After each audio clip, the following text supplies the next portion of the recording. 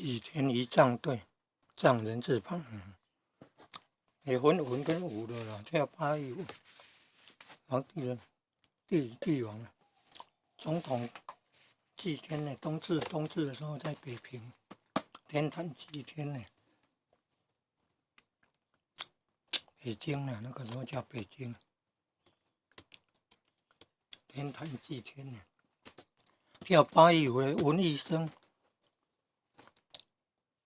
这个画面应该是文艺生拿那个武器的，应该是那个有盾牌有武器的，没有讲到盾牌。盾牌有武器的那个是武艺生哎，文武艺生，祭天仪仗队。刚刚的字幕也提到有穿制服、头戴羽毛、手持长矛，那个可能就是武艺生。也不一定哎，也有可能哎，但是